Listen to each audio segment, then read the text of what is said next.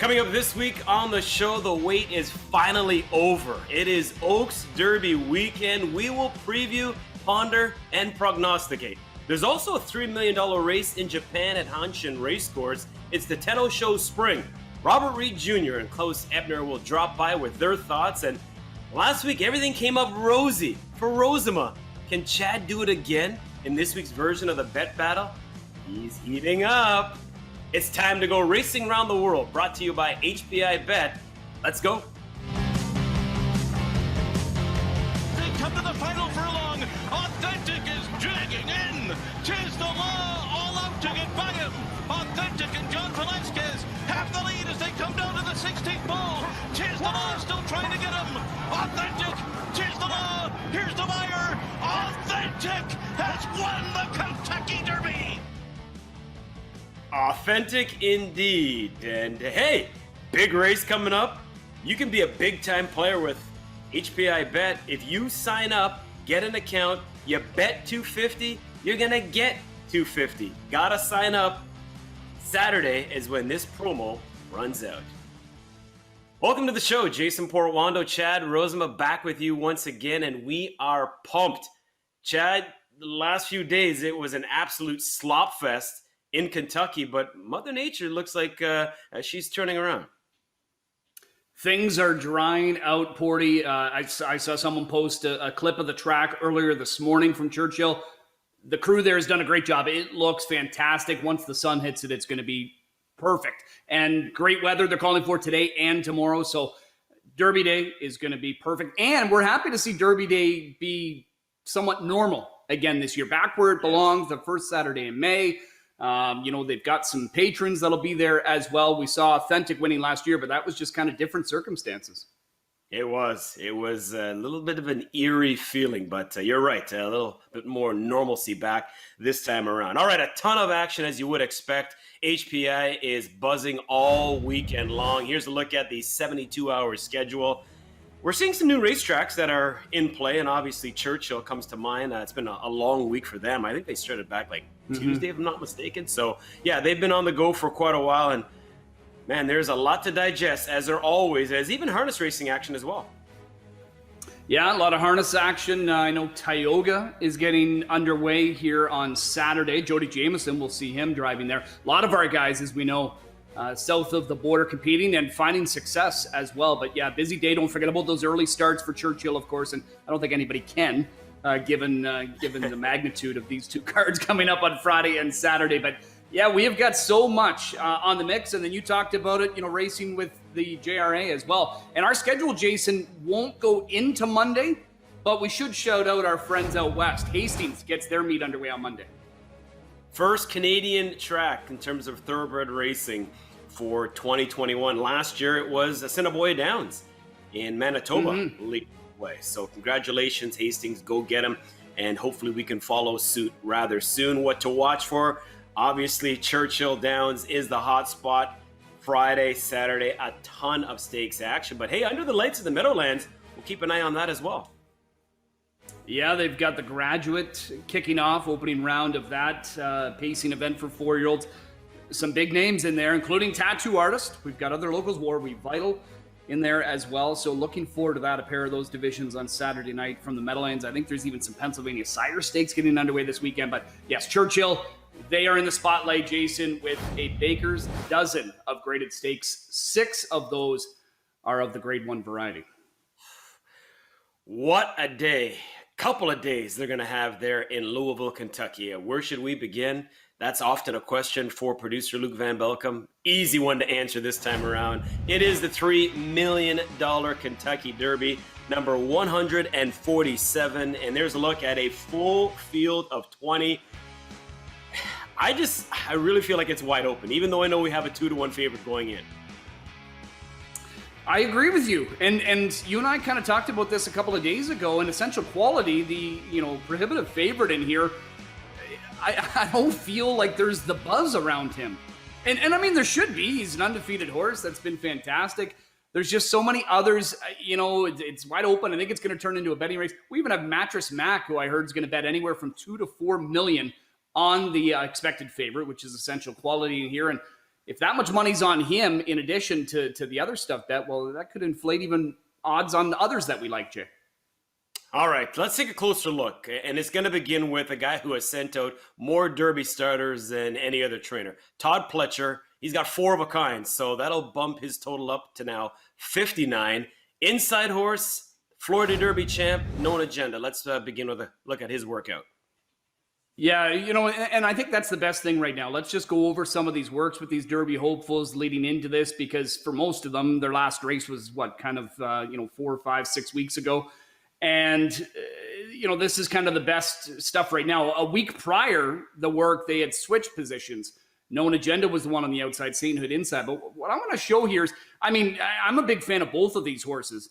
And to me, Known Agenda kind of called on a little bit there on that last turn to kind of pick it up. They're not going a whole lot of, 101, right. Nice, easy enough work. But to me, does Sainthood not kind of look like he's sort of restrained?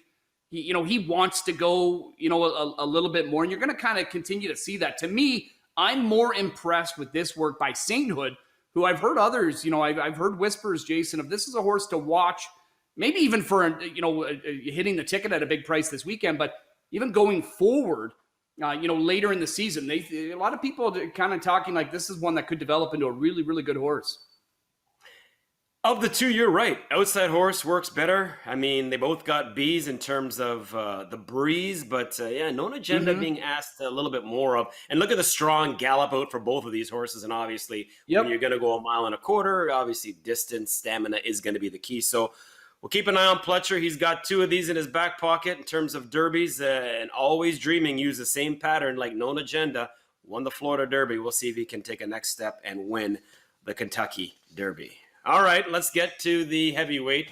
The undefeated Colt trying to give Brad Cox his first Derby win, Essential Quality. What did you make of his last move?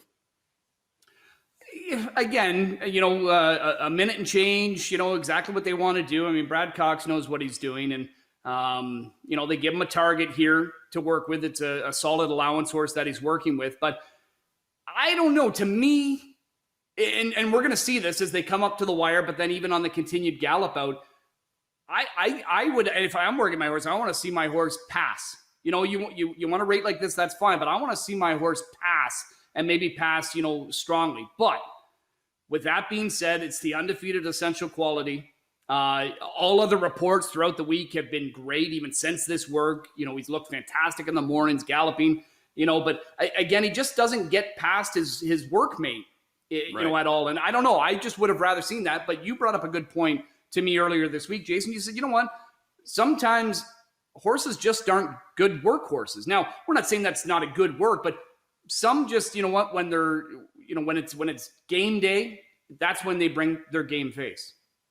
100%. And I've worked a ton of horses that show you nothing in the morning, or vice versa. And then in the afternoon, it's a different result. So, I'm not sure what he's like in terms of his AM preps, but if that's him, that's him. It's no big deal. But we'll see if he can, run that win streak to 6 for 6 and give Brad Cox that first Derby win. We're going to find out. Godolphin's got a strong hand all weekend long, a pair of undefeated horses headlining both the Derby and the Oaks. What about highly motivated? I'm, high on this guy. Chad Brown has just been brimming with the way this guy came out of that last race, and the works too, including this one here on the 24th. I haven't talked to you about this one yet. I'm sure you've obviously looked at it. I was impressed. To me, just powerful. He's got such a great build to him. He's just so strong. I think he's on the improve. I agree with you. That last race, it turned into a sprint, but he held his own right there with Essential Quality. And obviously the scenario is going to be a little bit different in this situation. And I think post 17 actually just suits this guy well for his running style. But you just see that long stride here. He too kind of seems restrained. He wants to go a little bit more. To me, Jason, just very, very strong in this final work. It was impressive. He looked a little bit eager, so I'm hoping he settles because there's not a ton of speed like there once was signed on in this year's Derby. Caddo River, obviously not their concert tour. A couple of speed elements, even Life is Good would have peppered the pace. So I'm hoping this guy just kind of sits in the catbird seat, but he looked really good doing it over the strip. So that is the main thing because he's never been on Churchill Downs dirt surface. So we'll see how he fares, but man, oh man, a lot to digest. Okay, so we have no Canadian breds in this year's race. That potentially could have been the case, but we don't have any. But what we do have, Chad, is a Canadian bred trainer, if you will, Robertino Diodoro, out of Alberta, now plying his trade south of the border. He's got a horse that maybe you should, pardon the pun, keep in mind. Kind of fallen off the radar. Let's get his thoughts on his horse. I couldn't ask him to work any better.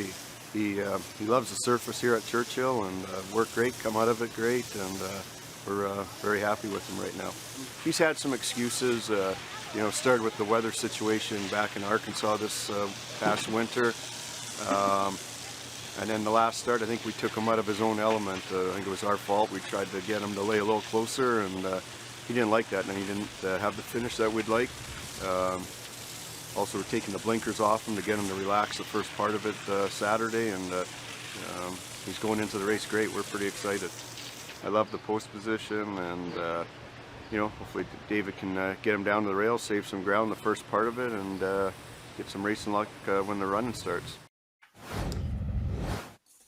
In a second, but first, this is a horse that, early on, you even entertained. You thought he could be a bit of a shot in terms of this year's Derby pitcher. Well, I mean, you look at what he did as a 2-year-old, impressive, right? He was kind of caught my eye in that juvenile rally, and then he came out of that to win a great stake. He's got a good record at Churchill. Look at his works. I mean, they just jump off the page. 46-1 for his most recent. And he's going to go back to his regular riding style or racing style, which is from well off of the pace, looking for that one good run. I don't keep me in mind as one you might want to keep in mind. I hear you. All right, we've got the visual evidence from the works. We've got some information there in terms of a trainer in this race. Time now to you to put it up. Where's your money going on Saturday? What do you want now? You want a winner? I got a winner for you. That's it. I got a winner for you in the 147th edition. By the way, you and I are making the trip to Churchill for the 150th. I'm just getting that on camera so you can't back out. Hot Rod Charlie, post position 9 is going to be my top pick. Doug O'Neill, hey, he's won it twice with only 6 starters. Flavian Pratt back aboard. Horse has been working well. Coming off the Louisiana Derby win. I know Grindstone was the last one in 96 to be able to double up in the Derby, but I think this guy is just sitting on a peak race. I love the post, and he's one of the last ones to draw on the gate, Jay. Well, speaking of the gate, you told me we've never had a post-17 winner in Derby history, so hopefully we're going to change that coming up on Saturday.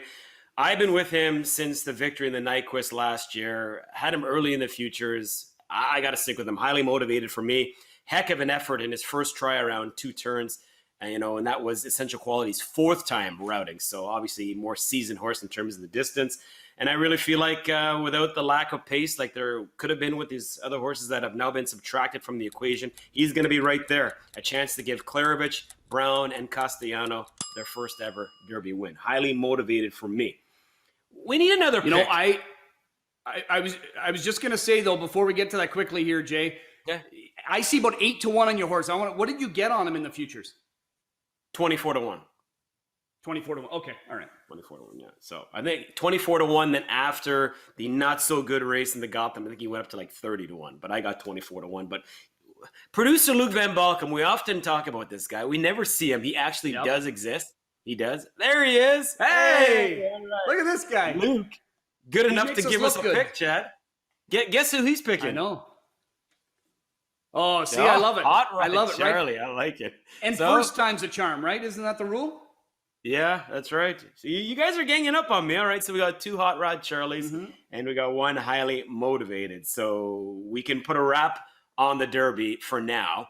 Let's stick and stay, obviously, at Churchill Downs. This is all about this racetrack. And the Turf Classic, it's not often, Chad, you get $1 million race that actually is an undercard, but that's what happens when you compete on Derby Day. We're going to go 1.125 miles on the Matt Wynn Turf Course. hopefully dried out by this time.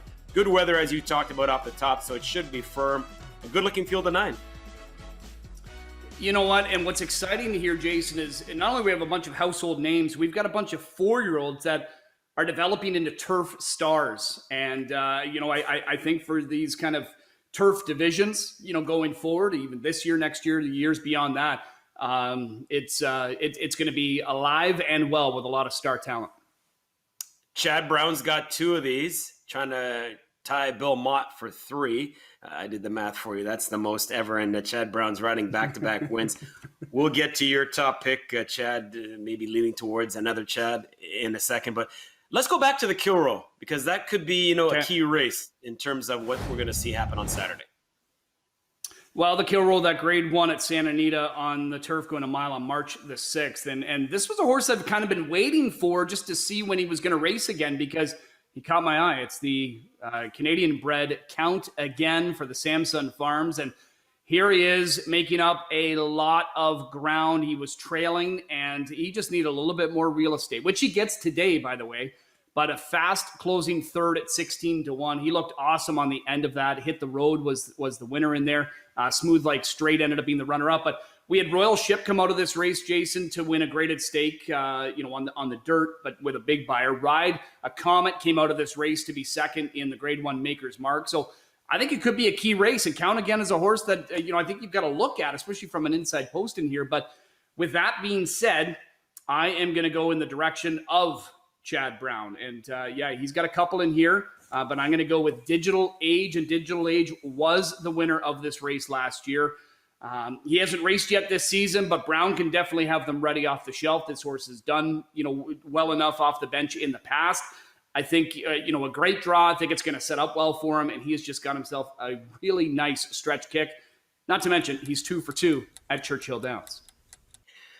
What a race. And obviously Chad Brown, Klarovich, they're looking for the 3-peat. Brooks and Moore are able to win in 2019. You got horses coming in all sorts of directions. And whether it be West Coast or East Coast, horses making their first start of the year. I respect Colonel Liam, but I'm going to go to a Smooth Like Straight. You showed the Kilroe mile replay a second ago. Horse was a solid enough second. I know not good enough for favorite players that day, as he was a choice. Second off the bench. I think the horse is going to appreciate that. Most importantly, I don't see a lot of pace in this race. He could be on the point, at least close enough if he isn't on that lead.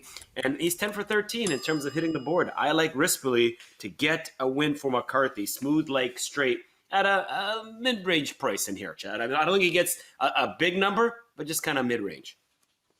And for a great young jockey like Rispoli, he is flying high right now. Yes, he might have lost his original Derby mount, but then he picked one up, and he's excited for this weekend. Yeah, as are we. We cannot wait. That is a great betting race, and so too is the ladies' affair. And obviously this is happening on Friday, so the ladies going to set the table. Ladies first, just the way it should be. It's the Grade 1 Kentucky Oaks. There's a look at the field of 14. And how deep is this field, Chad? Well, you got 4 horses on the line, 5-1 and lower. Bordy, I don't really want to look, too far ahead of the Kentucky Oaks, but when you look at the older division of the gals, and you've got the stars like Monomoy Girl and Swiss Skydiver, and now obviously the Truskin to the mix. Think of the talent that's in this group and what we could possibly see from them as they get older. And I think we could just have a stacked older division down the road. Yes, 100%. And that Baffert filly, she looked really good winning last time out. Can't think of her name right now, but I think she wins a big-time race before we get to the end of the year. Anyways, Cox, Giroux, always a good starting point because they've won 2 of the last 3 Oaks, including last year, 15-1 with She Dares the Devil. This time around, they're going to combine with Travel Column. Yeah, and Travel Column, got back onto her winning ways. It was a narrow defeat that she suffered at the hands of Clairiere, which that's become a bit of a rivalry, between these fillies lately. We even go back to the Goldenrod at Churchill Downs last fall, where through a troubled trip, Travel Column was still able to get the winning effort in there. But then she got picked off in the Rachel Alexandra. But then last time in the Fairgrounds Oaks, she was able to turn the tables, and she was clearly the best. Now, trips and errors were different. Giroux had Travel Column, up close as she likes to be, and she was pressing. He made his move. Whereas on the other hand, the other good filly in Clairiere, Joe Talamo had her, beyond mid-pack, really. And I think she just, missed the jump. The others, just kind of got the jump on her here. Travel Column was able to pull away easily. Yeah, there was some stretch issues there with Clairiere. One maybe bother. You could see there she kind of ran in a little bit. But, all in all, Travel Column was a wrapped-up winner. And that's going to boost her confidence coming into this race for Connections that are no strangers to success in recent editions. I agree big time. As time goes by, and by the way, is that Baffert filly's name? We got to talk about the undefeated one, right? And she's looked pretty good doing it. And obviously, you can never argue with perfection. Malathat, and this is her second start of the season, so you got to think she's going to be even better, right? And she was good enough to win and remain undefeated in that first race. And this wasn't just some ho-hum race either. It's the Grade 1 Ashland that she was able to get the job done, and you could see Malathat here in those Shadwell colors, able to get roused down the lane by Rosario. She's reunited with Johnny V. But the one that we had the quick turn of foot there, that was past the Champagne. And she was well positioned. She was able to grab the lead. She built up a lead. It just wasn't enough. Malathat, determined, able to run her down, win in that first start of the year. She's 4 for 4. But past the Champagne, Jason, you know what? First time trying 2 turns. Impressive. She just got picked off. I think she has every reason to improve too. Deep field, as talked about. So a lot to think about in terms of, where you're going to go in terms of a top pick. Where are you going to go? I didn't even talk search results. Another undefeated one. There's so many good ones in here, but I'm going to go Travel Column, right? I'm going to go Travel Column in here. Good draw. You talked about Giroux and Cox. I think that'll continue, on this weekend. She got that win. I think that was big for her to, put that loss behind her and get a comfortable win last time. She's been working great. And, on top of everything, she loves Churchill Downs. She's a perfect 2 for 2 here. So I'm going to go Travel Column to come up with a big win here for Cox again. Those Connections, I can't go against you. I mean, I am, but I can understand why you're going in that direction. Past the Champagne for me, you're right. She totally got tossed into the deep end. First time around 2 turns, and you do it in a Grade 1 event. Less than ideal beginning. Says that she hit the gate, then rushed up. I think Castellano made a bit of a premature move as well. She opened up, as we just saw there on Malathat, and just got a little bit late. Second time off the shelf, second time with Javier in the irons. I really feel like this unraced 2-year-old, now debuting at 3, private purchase earlier in the year, has a chance to, give her new Connections a solid paycheck. Past the Champagne, 15-1 makes no sense. You get beat that far to Malathat, and you're 15-1 on the line. I'll take it. No, I could see her definitely factoring in there. And you talked about it, Jason, with Castellano. The Connections mentioned the same thing, and they feel that ride will give him the experience, just kind of knowing the filly. He knows what he's got underneath him now.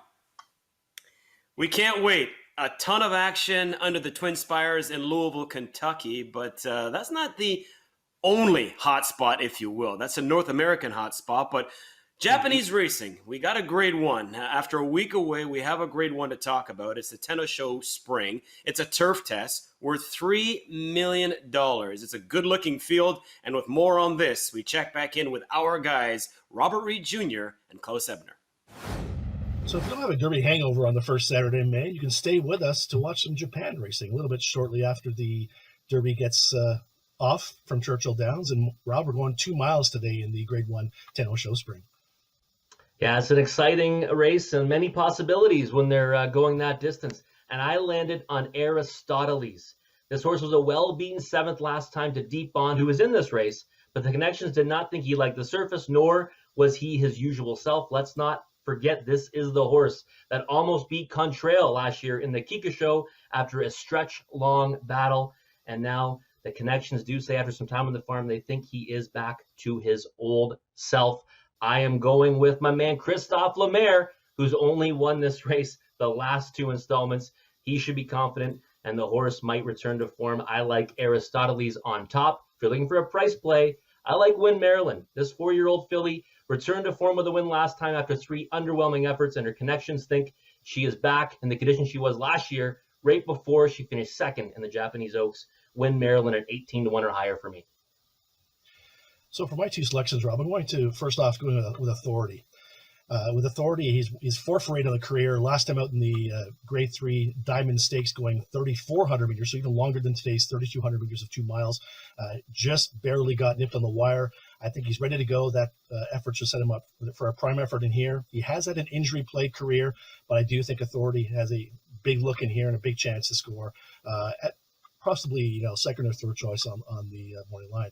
And for my second selection, I'm going to go with World Premiere. So World Premiere coming out of that Nikkei show that Win Maryland won, one of your selections, Rob. This horse also another one that had a injury-plagued career. It was actually a winner of the Kiko show back in 2019, so is very familiar with his distance. I think he's only going to get better, and we'll see what he can do. So Rob, again, a excellent night of racing from Japan, and also some money to be had with a carryover. Yeah, we've got a carryover on the feature in the high five of just under $1,200. And, of course, our 2 low takeout pick 5s, 15% takeout on both of them. Stay up late with us and hopefully make some money. Sounds good. Appreciate it, guys. Good to see you back. And yes, Hanshin Racecourse, grabbing that JRA spotlight, as are we. We are the North American hub for the action there. It's the Tenno Sho-Spring coming at you, a Grade 1, $3 million on the line. Catch all the action on HPIbet. You know what time it is. Cue up that music, producer Luke. And oh yeah, look at the smile. It's coming. There it is. There's that smile. Rosie, you know Rosie, what? Rosie. Dude, I started hating the sound of this music. But it's like on the golf course. You can have a bad round, then all of a sudden you hit a good shot on 18. You're like, all right, I'll come back. Yep, and come back you will on the heels of a $36.40 payday. I know it's not huge, but hey, it's something to build on, right? I have sent my gift basket to Joe Bravo. Hopefully he enjoys it, because he timed that ride perfectly with Casa Creed. And finally off the schneid in a thoroughbred race, and it just seemed like I had the white flag sitting beside me. I was ready to wave it to him. All right, well, $25, that's the weekly bankroll. And you know what? Just like in golf, when you win the hole, you get the tee box. So the honor is yours, Mr. Rosema.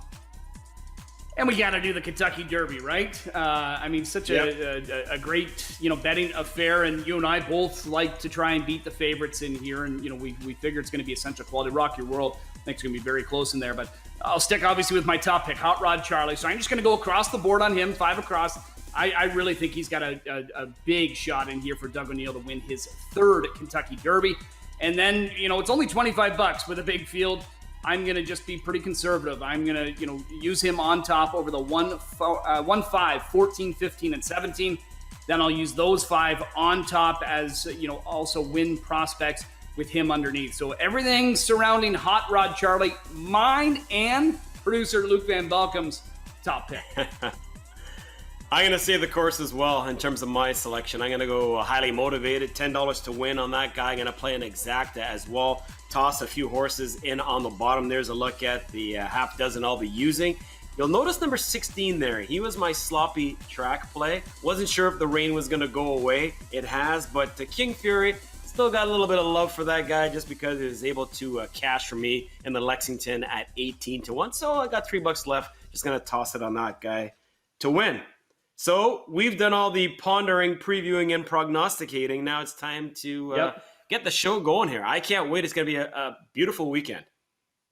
Oh, I can't wait for it. And you and I, we get to do some more IG Live tomorrow. We'll be talking Kentucky Derby. Yep. A couple hours out probably, I think, from post time. Yes, looking forward to that. And you know what? Again, every day we get up, I know we don't have an official date, but we're that much closer to being back on the track for the thoroughbreds and the standardbreds. Yes, sir. Training resuming at Mohawk Park next week. Looking forward to it. All right, that is it for another edition of Racing Around the World, brought to you by HPIbet. For Robert Reid Jr., Klaus Ebner, Chad Rosema, producer Luke Van Belkom, and all of us here at the program, Jason Portwando saying thank you as always for the company. Enjoy the Oaks Derby doubleheader. We'll see you again soon.